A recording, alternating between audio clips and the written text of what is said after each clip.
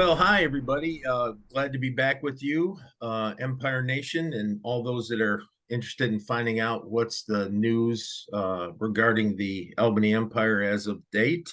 With me today is my assistant head coach, offense coordinator, and one of my best friends in the whole world, Damon Ware. Coach, how are you? Bless, Coach. Glad to be here. Glad to be getting through these holidays, and right after the holidays, we know it's full steam ahead, Empire work. But before then, from the Ware family, just want to tell everybody out there, happy holidays and happy New Year. Absolutely. That goes the same for the Menas household. Um, Eli and I shot a little video that'll I think is coming up the next day or two. It's kind of funny. Him and I were out in the woods and he wanted to film it out there. Of course, it was like 4 degrees outside at the time, so but it's fun stuff. Coach, so I wanted to get the fans updated on what we've been up to.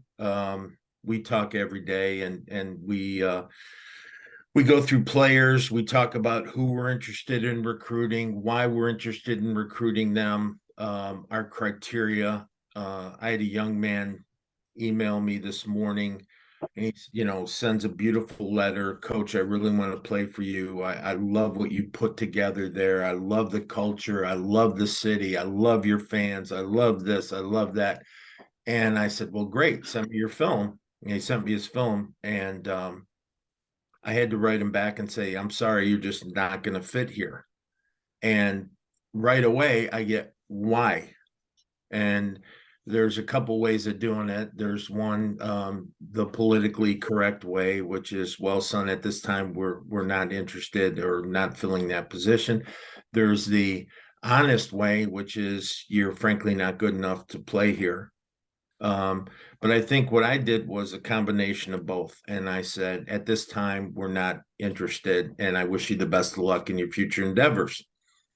Not 5 minutes later, I get a second email back from an agent who said, well, you don't even know his story. You don't know all about him. You don't know what a great guy he is.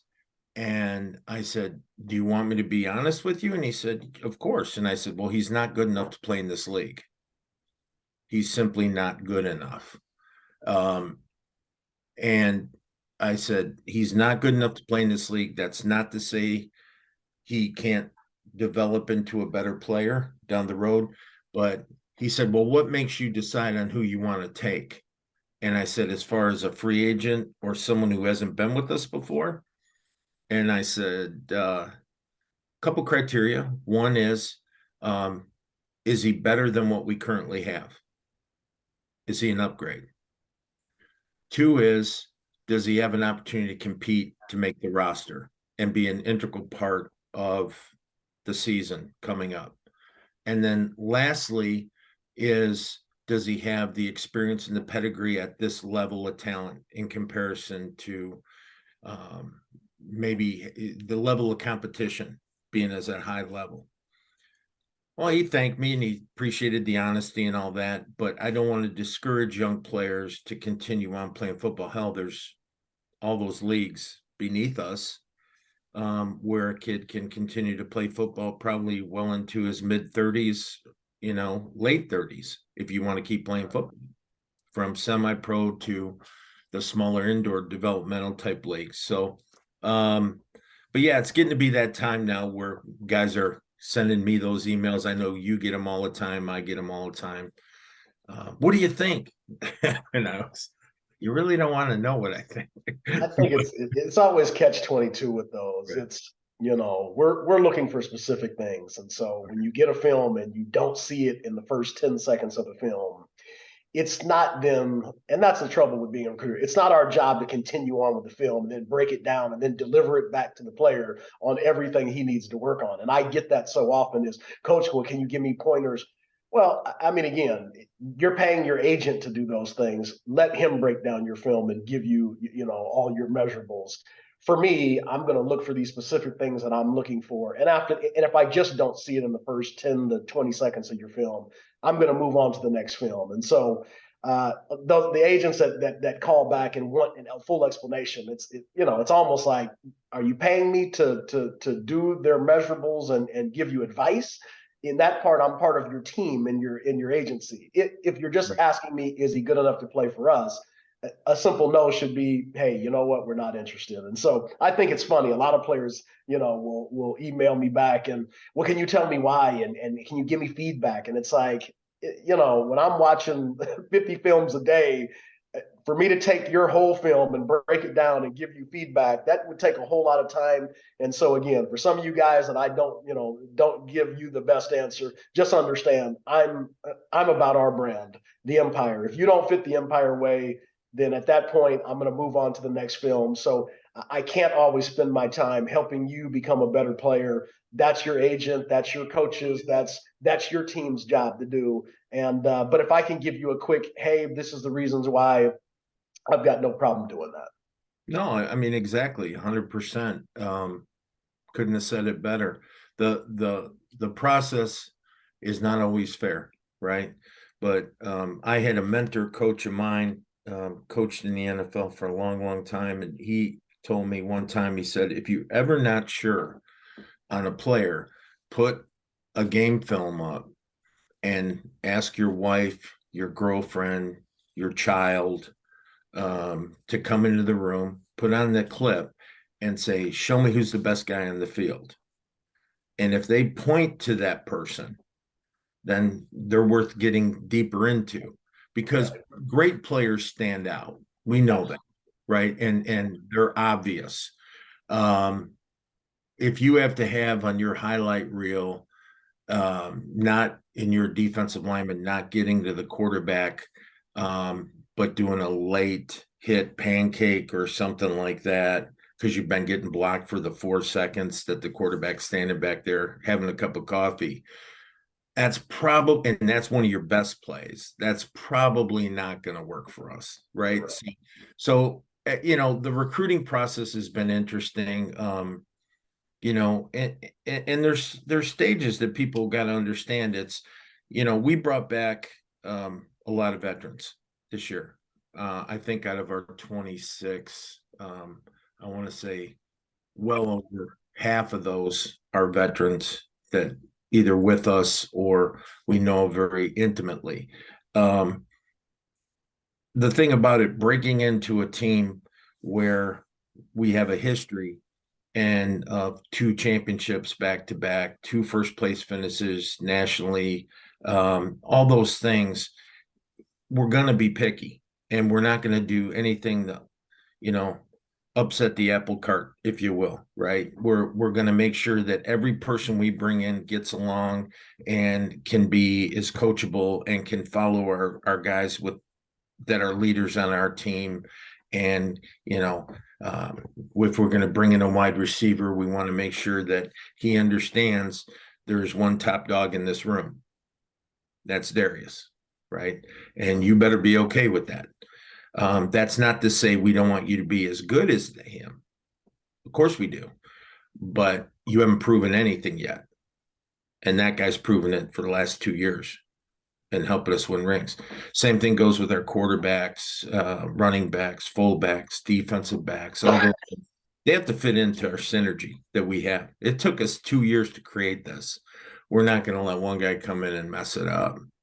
I love the line Saban said in that Belichick-Saban special on HBO, where he said, yeah, we were hiring this new defensive coach, and this defensive coach came in and he said, yeah, I'm going to change the language and I'm going to do this and I'm going to do that. And Saban said, whoa, wait a minute.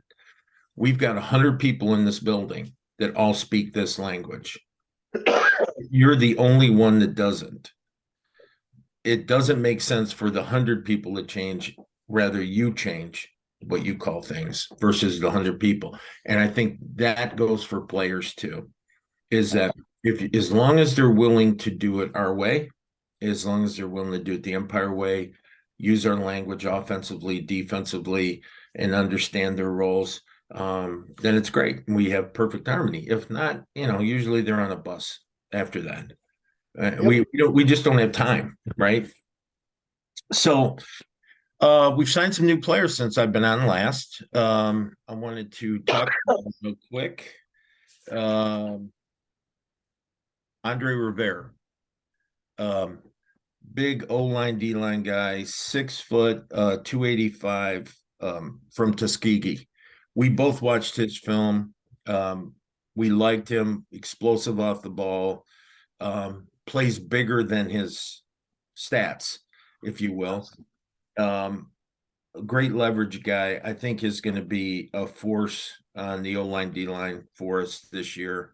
Um, and again, we've signed 7 linemen, which I think is the most in the league right now. And we're still looking to add 2 more. We talked about that. But yeah, I think, he's got a great pedigree coming out of Tuskegee.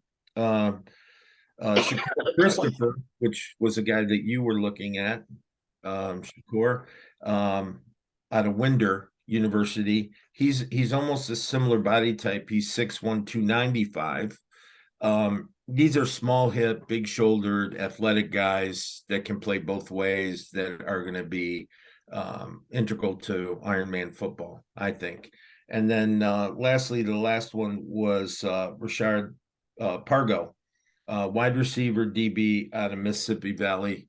Um, I know that you had talked and watched him, and you were excited about him for a long time. And I'm glad we got him finally on paper to join us. So, Rashad he's a speed guy. He's a 4.3 kid. He can stretch the field.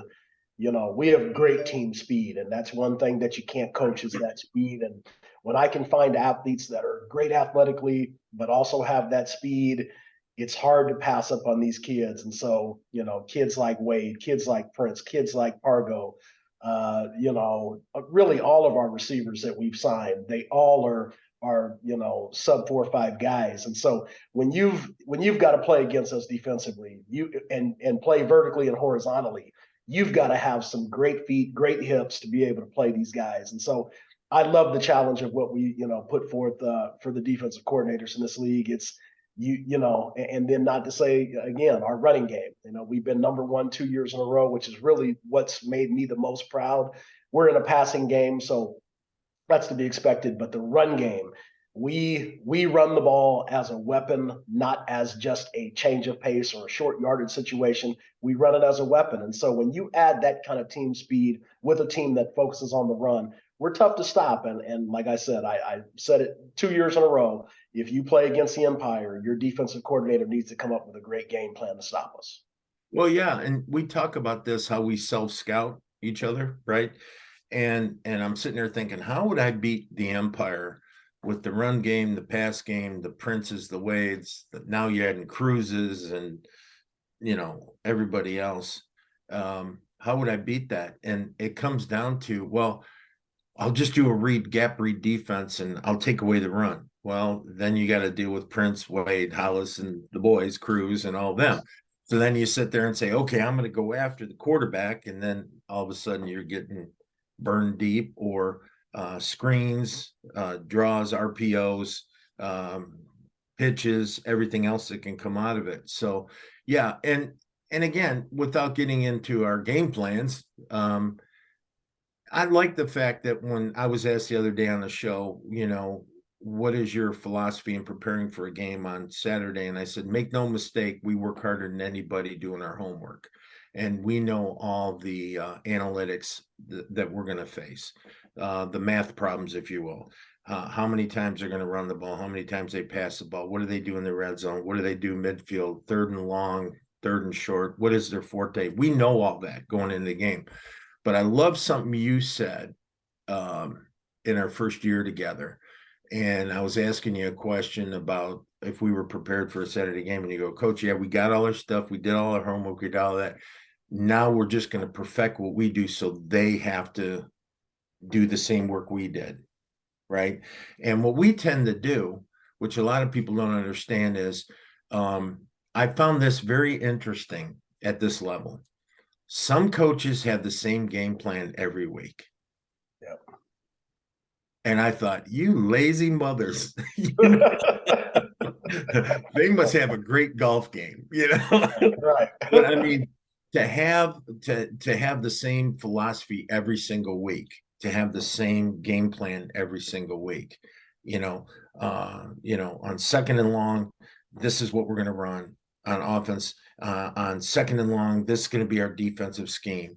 All the different things. And I'm thinking that we literally change our entire game plan, our entire call sheet, our entire defensive fronts, offensive front, or formations and things that we're going to do and play calls.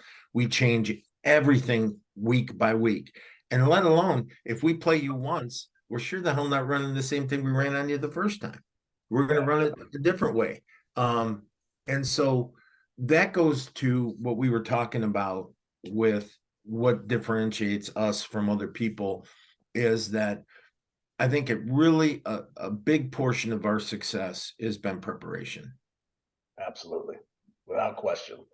And I was watching Inside the Walls podcast and watching West Texas speak about their organization, and their coach was talking about, hey, we line up under center every play, and we do it the true arena way. And he went through his soliloquy about the way they're going to do things, and and I'm sure that's probably some kind of a way a shot at us. And They're all shots at us. I'd like to respond to that, because for me, when we came into this 2 years ago, we talked about innovation. Right. And I don't care where you're at, outdoor football, indoor football, arena football, I don't care. Football is football. If you're not pushing the envelope, if you're not trying to be innovative, if you're not doing different things like what Andy Reid is doing with Kansas City, if you're not attempting those things, I don't see how you can build any long-term success. No, I don't mean to interrupt you, but you're absolutely right. I probably call the commissioner 4 or 5 times in the offseason, ask him if I can do something, is it legal? Absolutely. On defense. And he's like, well, and I'll say, but is it stated that it's illegal? Well, no. Okay. So that's because that's what you do. When we talk about, we can't be innovative and cheat. We have to be innovative and go by the guidelines of the rule book. Well, there's nothing in the rule book that says you can't go out a gun. But what's funny is he made a comment he seems like a great guy. I can't wait to meet him. But he seems like a guy who was throwing shots because he was saying, timing is critical. That's why we're under center. And I'm thinking, yeah, okay. But we never had an offside call from a receiver on a gun. And so I love Sam. But I don't think Sam's a savant and the only one that can do it. I said early on to you, I love gun because I think you get a better view of when to snap the ball. As opposed to having your back turned to the receiver coming up, you'll see him more clearly onto your peripheral vision, and you can get that snap precisely at that point. I love the fact that out of gun, they've got to prepare for RPO. They've got to prepare for the run game. They've got to prepare for the screen game. They've got to prepare for the longevity of a pass play. So now a 1.75 second pass, we might take 4 seconds because we're out of gun already. It's a lot. So go ahead. I didn't mean to interrupt you, but that's part of it. But I do laugh, you hear comments like that. And then Inside the Wall, podcast, they always say that our offense is indoor football offense. And I, not that I take a whole lot of offense to it. You're trying to label our offense. And I just think that's not the way to do it. We are innovative. We are going to take the rule book. We are going to do all the things necessary for us to win a football game. Right. That's our ultimate goal, is to win a champion. And that championship, we've done it 2 years in a row. And we've done it our way. And so is it indoor football? Is it outdoor football? A lot of these kids coming out of school nowadays are in spread offenses. They're in the shotgun. They're comfortable with it. If I can make a kid get comfortable under center, but I can also throw him a bone and put him in the shotgun a few plays where he can do some dynamic things and it's within the rules, absolutely I'm going to do it. And so I just think it's funny. I think a lot of people take our offense and want to put it in a box and say is it arena, is it indoor, is it this? We are a team of innovation. Right. We are a team, and let's continue to watch how many teams try to do what we do over the next few years. So, don't put us in a box. We are a team of innovation that wants to beat you every time you show up or invite us to your arena. And that's what we are. We're not an indoor offense. We're not an arena. We are a football team that's trying to win ball games and win championships. And nobody's done it better over the last 2 years. Right. And we run our offense under the auspice of the NAL rulebook. So I always say that, and same thing with defense, is that, you and I are both students of the game. I think I've watched more film in the last 4 months than I've watched probably in a year for most people. A daily occurrence, and not just the success we had. I want to look at the failures we had, and make sure that those don't repeat themselves, because I'm a big fan of nonfiction history, and I read it all the time. And if you don't know your history, you'll repeat it again. So I'm a big fan of understanding what we can do. Hey man, I'll tell you what, if you get the right team, you get the biggest, strongest guys you can, you put them on the line, you get linebackers that are fearless, and then you just get the best DBs that run 4-3s and 4-2s and just press man all day. Yeah, life would be easy. You can't get them all like that. And I was talking to a young coach yesterday, and he said to me, he goes, well, your offense is incredible, and your defense is, your defense in the championship game was legendary, and da-da-da-da-da. And you and I know how we suffered through a lot of those weeks on both sides of the ball. But I said to him, I said, I want you to do something for me.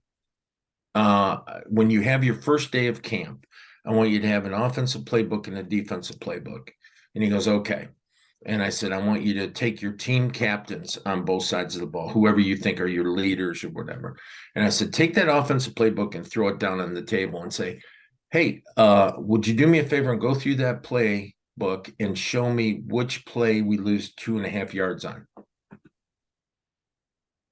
And he said, well, what's he going to say? And I said, well, he should say nothing, because if you look at an offensive playbook, every single play is a touchdown. You never show the end of the play of the guy getting tackled. You just show the line going in perpetuity to the end zone, right? So I said, throw the defensive playbook down. He goes, okay. I go, now you show me which one they score on you, because in every one of your scenarios, he's getting tackled. So show me which one he gets. So he said, okay. And I said, the point is, you can be innovative. You can be progressive. You can be old school. You can be new school. You can be whatever label you want to put on things. The only reason a play doesn't work offensively or defensively is human error. It's execution. Human error. Yep. Somebody screwed up. Okay. Sometimes it's two guys. Sometimes it's one guy. And you can say, then the argument becomes, well, that guy just made a great play. Well, that still means that guy had a bad play. There's no play that doesn't score a touchdown on offense where someone didn't have an error. There's no play, because a perfect play every time is a touchdown. A perfect play every time defensively is a stop for no gain or a loss. So human error becomes it.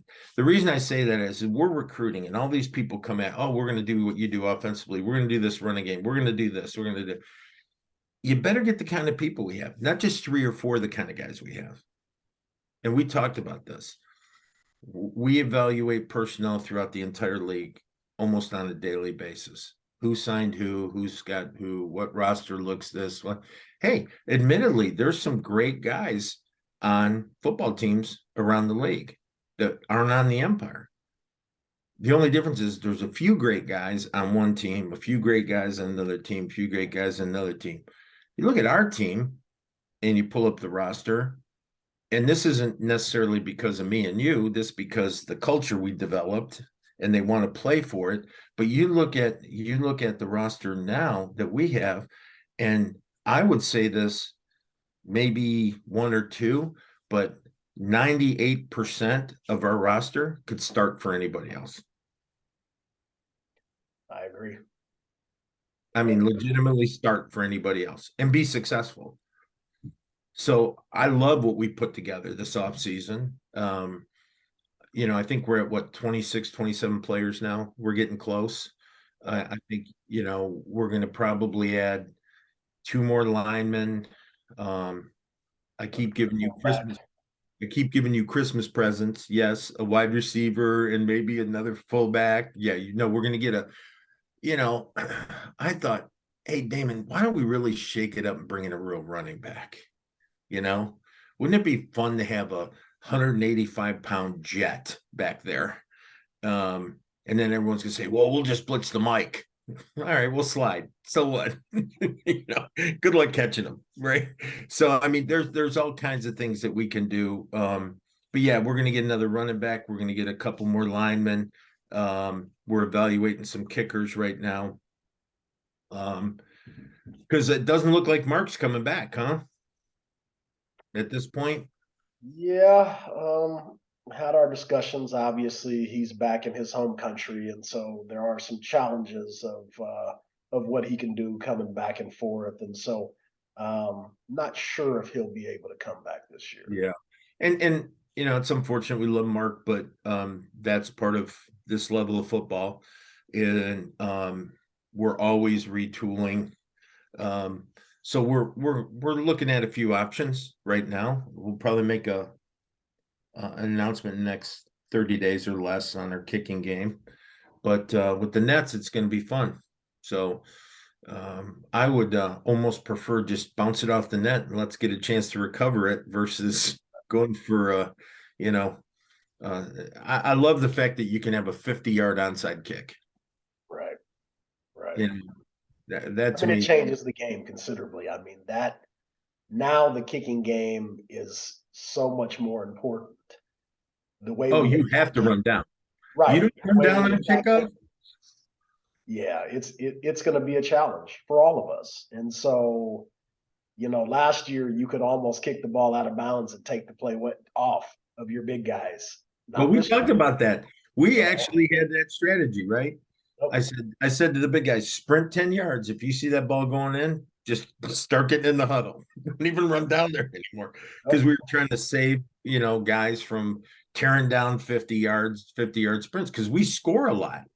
right. So you're talking at the end of the day, they're running 10, 50-yard sprints on top of their normal job. So yeah, now, sorry, boys, better come in shape. I mean, exactly.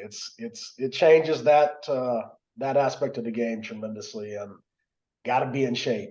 Got to be in a rundown. Got to be able to be disciplined. Got to be to stay in your lanes.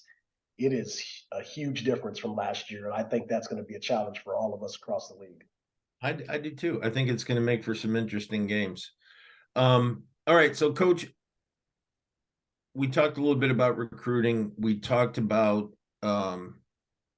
you brought up the West Texas, how teams try to identify us. And it's really funny how they think they got us figured out, because hell, man, there's been Tuesdays where we don't know who we are. So, who are we going to be this week, right? But and I don't mean that in a bad way. I mean that in that innovative way that we talk about. What can we do to help our players be more successful? At the end of the day, I can't think of two more unselfish coaches when it comes to wanting the players to get all the credit, wanting the players to get, put them in the right position to be great. That we talk about all the time. How can we make, our quarterback get, throws 7 touchdowns this game? How can we make our receivers, be successful? How can we make our run game relevant? How can we make our defense relevant? So on and so forth. So, yeah, we're going to continue to do that and go that route. So we talked about personnel. We talked about, our ID, that kind of thing. This is going to be the last show until after the first of the year, Coach. And, you're like my brother. So I want to give you an opportunity to say anything you want to say before we close out for the year. I mean, really, it's the holiday time, and it's the time to give. Please give each other season tickets.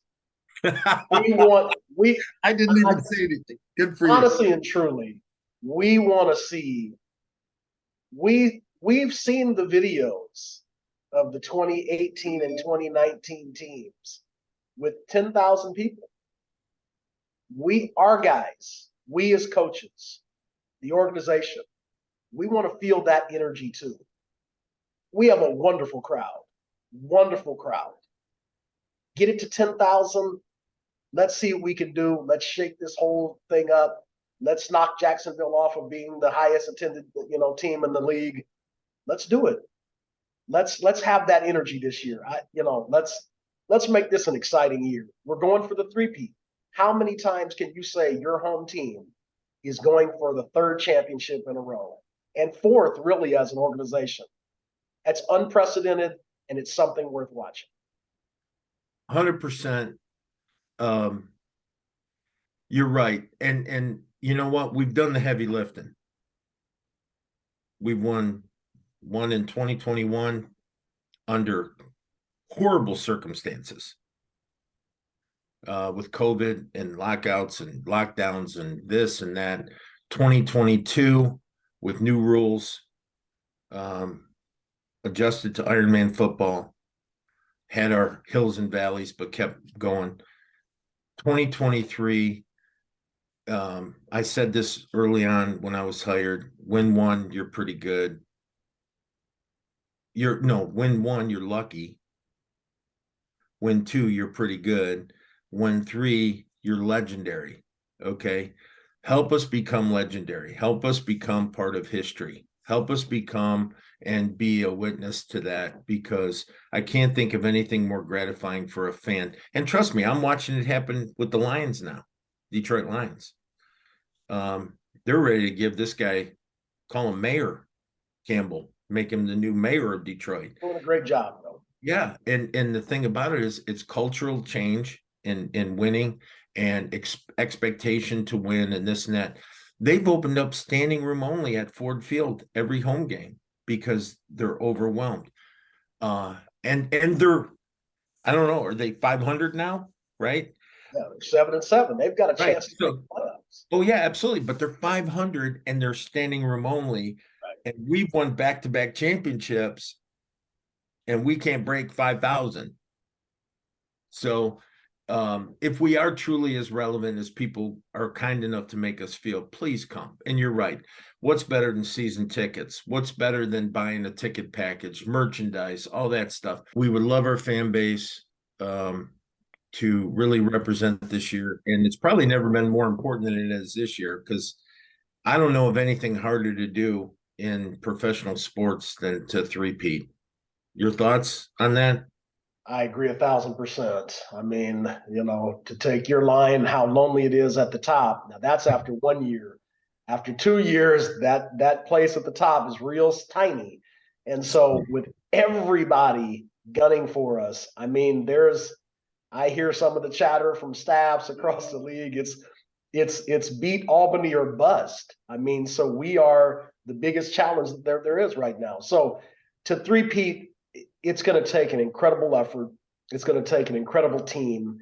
It's going to take incredible fans cheering us on and being too loud for them to make adjustments at the line of scrimmage. It's going to take a little bit of everything. And so I hope they understand. And that's our plea is, come and help us do this. We need you guys to win 3 in a row. Nail on the head. Yeah, you're right. I told you I came back from the owners and coaches meeting, and I actually had an owner tell me that their only mission is to make sure we don't make the playoffs. And I thought to myself, Luck. and I told him, I said, well, then we already beat you. That's all you're worried about, because you got to worry about 6 other teams too. Right. But I said, thank you for the compliment, first of all. And then we look forward to our battles. And you know how I am. I love good old fashioned battles. And you especially, you talk about all the time, when we face good coaches or good teams, how much more exciting it is for me and you, rather than if we know we're going into some place that maybe isn't quite, to the level that they should be at that point in the season. It's always much more fun to do that. It's funny because, I mean, if you look at other teams around the league, Coach, they've retooled with coaches, players, with new housing arrangements all of a sudden. You know, you get a concierge when you come to our team now, Right. Upgrade food. I mean, but again, that's the fun part, is they are trying to be us. And again, to be a champion, you must beat the champion. And again, I can respect it wholeheartedly. Do all that you can for your organization and your players to come and try to knock us off this perch. But be ready, like I said, because that's what you and I would do, right? That's what you and I did during that 3-game losing streak that we had. No, again, I applaud it. Just know this, when you play us, and again, in metaphors, we're going to punch you in the mouth. We expect you to punch us back in the mouth. We just expect to punch harder and get the last one in. Okay. That's our expectation. Every time we get off an airplane, every time we leave, we head into our MVP arena. It doesn't matter, or MVP, my bad. Right. So whatever we do and however we approach this, and when we come into games, our expectation is we're going to win. We're going to win. They don't have that same expectation when they play us. They talk it, right, but I don't think they truly have that expectation. And again, how could you until you've beaten us? Right. But that was the incredible part of last season is, Carolina, I thought they did a great job of trying to match our intensity, build the right roster, and attack us. And so with us, we had to really, we needed time. We had a very different team last year than in 21. And so it took us time to build them all into believers of the system. Right. And so they did a great job. They had more veterans, and they again, they brought it to us, and that was great. And so it just made it that much more gratifying that in the biggest moment, how different of teams that we looked. And that's a result from all the season of hard work and building our culture and building our empire way into our players. And that's the difference. I mean, we're going to bust our butt from the first day at camp all the way until game night of the championship game. We're gonna give it our all. And so I'm excited. I mean, there's a lot of new coaches. There's, with West Texas coming in, there's a lot of exciting things happening this year. I can't wait to go play in the hangar. I watched them and laughed a little bit about, Gunner, their mascot, talking crazy. I look forward to all that. I look forward to new environments. That big bird better not get anywhere near me. but just, new coaches, the challenges, Coach Gibson being in Jacksonville, Coach Fuller taking over and there's so many good storylines going into the season. And hang on a second. Let's talk about that. Let's go team by team, because I think you bring up a great point, because we talk our talk, but we also have great respect for the other coaches and the other teams. That never goes away. But again, the amount of respect you get from us is the amount of respect you give us. Make no bones about it. If you want to come in and be a dick, we can be a bigger dick. Okay. It's just the way it goes. And just because you want to hoop and holler how great you are, great. Beat us, then hoop and holler. I'll shake your hand. I'll come in your locker room after the game. I'll congratulate you on your victory, and I'll go about my way and get ready to work the next day. but don't talk all that poo if you are not going to be stepping up to the plate. But again, I think things have changed with some of the coaches. Let's talk about Jacksonville. Coach Gibson. We both have a great deal of respect for Coach Gibson, what he's able to accomplish over his time in Columbus, and now with the resources and the time he's going to have in Jacksonville. You know, I think he's gonna do a great job. I think we've talked about it. I think he's going to be a formidable opponent. Okay. But again, we're going to go at him like we always go at him, and the teams he puts together. Absolutely. Tremendous amount of respect for Coach Gibson. Always has a quality football team, well coached. I think, he said it in his press conference, going to Jacksonville was like going to the New York Yankees. Well, I guess going to Albany is like being the Golden State Warriors. So we'll we'll take that. But no, it'll be again. But you know what? Going to Jacksonville is like being on the Jaguars. I mean, why would you steal the Yankees? That's our thing, right? Right. I said the same thing when I was in Toronto. When you're in Toronto, it's like being you're in the mecca of media and financial and all the other stuff, and it's big. I don't see the comparison. We'll just leave it at that. But I think you're gonna be you got Herky Walls in Orlando. That's going to be interesting because on a personal level, God, I really love Herky a lot. I think he's just I can see him and I being friends until they box me up. Okay, he's that kind of guy. I can't wait to beat his ass. Because you get more satisfaction and it's more fun when you beat somebody that you really, really like. Oh, no doubt about it. And he's going to get mad for me saying that, but probably more for cursing than anything else.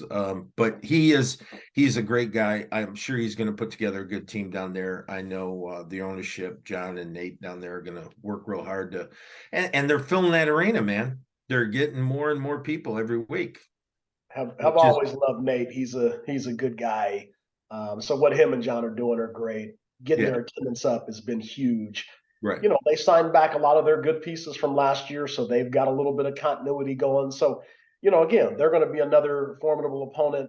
I love going down to Orlando to face them. I think they've got a great building. Only thing I don't like is that little strip of concrete in the back of the end zone. Other than that, I love Orlando. Okay, the one thing I don't like is their pregame takes forever, their halftime takes forever. Those damn motorcycles driving all over the place. It limits where you can go and warm up, right? It just seems like some places take so long for the kickoff. I mean, right. It's just so long, and that's why we stay in the locker room when we go down to Orlando. Yeah. I just tell them, let us know when the motorcycles are gone, we'll come out, right? Yeah. And I know they're great, and don't get me wrong, I know those people that ride the motorcycles and do that. They're great people, and that's a big part of the culture, and a lot of them are veterans, and it's fantastic. It's just from a coaching standpoint, it messes with you a little bit, if you're not careful. I've seen teams go out there and stand for 20 minutes. Right. We're not going to be one of them. So then let's go up I guess we'll go to Columbus. Our coach McKinney, our former coach with us last year, our friend, he is putting together an interesting roster. I see a lot of new faces going to be on that team next year. And again, big shoes to fill in Columbus. I think Chris is more than capable of filling those shoes. But again, we don't know what his culture is going to be. We hope a little bit of us rubbed off for him. And I think it has, but Chris is a pretty stand-up guy, and I'm looking forward to seeing him. Your thoughts on that? Oh, I definitely look forward. Columbus in general, we always have some very intense games. So I don't think with the coaching change that changes at all. I think it'll be another intense game. They've got very eccentric fan base, so they get into the game. Well, And they're don't call him eccentric. Let's tell him the story, right? I mean, we're talking about when we're in the middle of, they'll do the national anthem and then they'll do a team prayer, an arena prayer. Yeah. And during the arena prayer, I'm getting MF'd over here by somebody calling me every name in the book during the prayer. And then Cashanova's he got chewed out during the prayer. And I'm like, well, Right. interesting place. Yeah. It does change the idea of what a prayer is, but yeah, They I had a pray I family die. right over. There was Yeah. a family right over our box. They were like, what would it take for you to throw the game? And I was like, $1 million in cash. And we were laughing. I mean, it was just, they're wild and crazy. And that's all the fun stuff. And so, it'll be interesting to going back there with a different coach, a different culture. So, like I said, wish C-Mac the best, but look forward to going down. I don't know. That just, it's always seems like a tough trip, flying to Atlanta and busing to Columbus. And there's just a lot of things that make that trip a tougher trip. And I just, but like I said, be exciting to go there again this year. Yeah, it sure would. And then we go up to Carolina. Carolina, Coach Fuller, formidable coach. Formidable coach, absolutely. I got a lot of respect for Coach Fuller and what he does offensively, and be interesting to see how their defense lays out and some things that they're going to do. But I know he's going to have a good football team. We already know going in, he's going to have a good football team, and he's got passionate owners, and he's got, all the things that you need to be a successful head coach. I think he's going to, last year as an offense coordinator, yeah, I thought he was good. I thought he was a formidable opponent.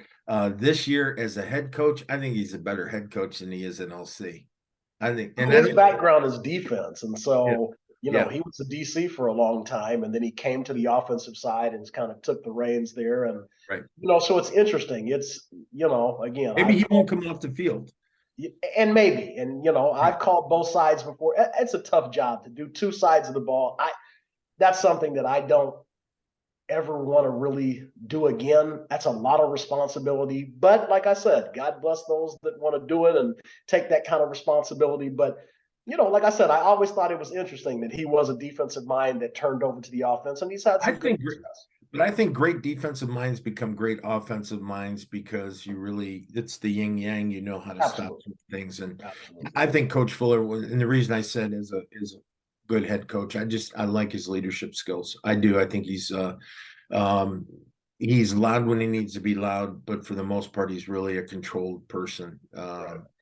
And then I like him a lot. And then, of course, let's now head to Fayetteville, which we know nothing about, except the players are signing. They've got a good looking roster for a first year team. Coach Gunnings is there, right? And I don't know much about him other than maybe you do. Did you ever coach against him? I didn't. Yeah, I've talked to some, but he's been around a while, and so so he's got his own style. He's going to do his thing, and those are the games I actually love.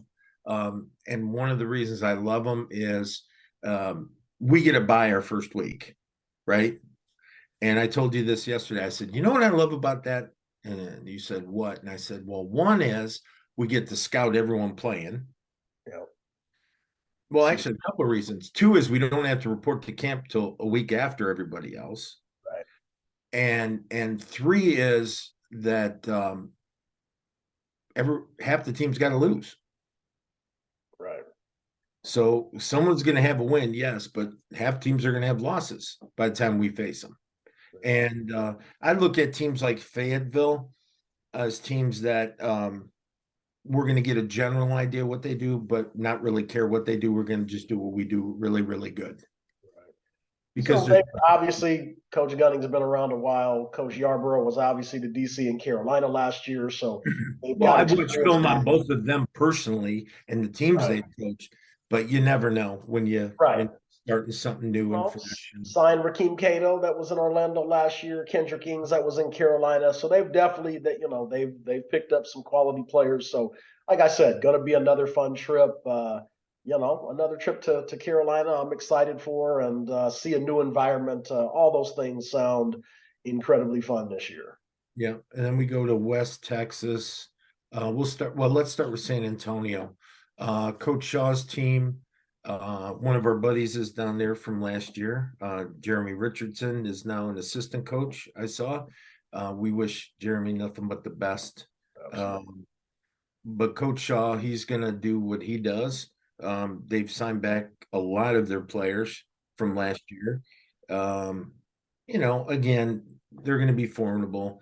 But now I think the novelty is worn off for us. And I think you're going to get a better version of us when we play.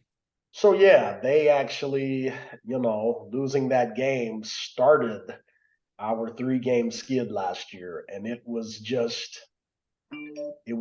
eye opening. That was a tough game. It was not again for everybody that doesn't know, just the travel to that trip for us and the hotel. Those were tough challenges. We didn't get to the hotel till like 3 o'clock in the morning. It was some other challenges, 3 or 4. We ate our pregame meal at 10 in the morning. They moved Right. it And to it was an 1. early game.